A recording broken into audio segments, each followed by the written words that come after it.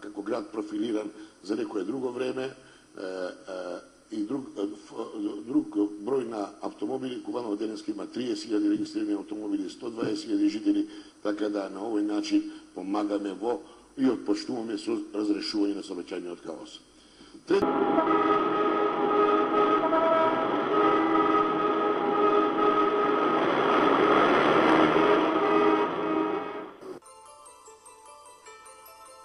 Употребата на велосипед или ролери ќе ја намали употребата на паричните.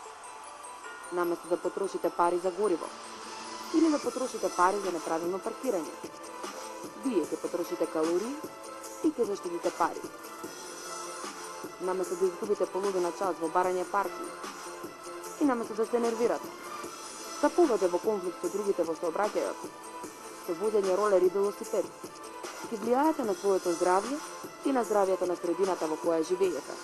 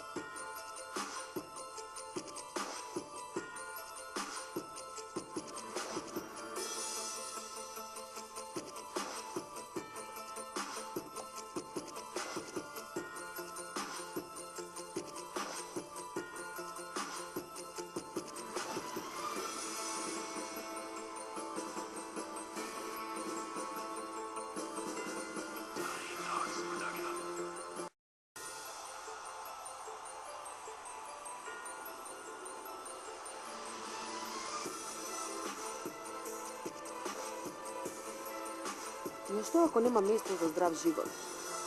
Ако нема велосипедска патека? Ако нема ниту паркинг за автомобил? А има само метеж, хаотичен сообраќај и цело сено казни, со кои се плаќа горивото и автомобилот на градоначалникот. Во Куманово, да најдеш адекватно место каде ќе го паркираш својот автомобил е исто како да бараш игла во сено. А при тоа во тоа сено ќе се изгубиш. И за тоа ќе го наградиш градоначалникот. Со тоа што ќе платиш казна за неправилно паркирање.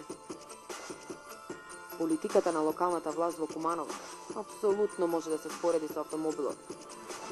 Седнуваш на готово, правиш само гужва и наштетуваш на здравјето на другите.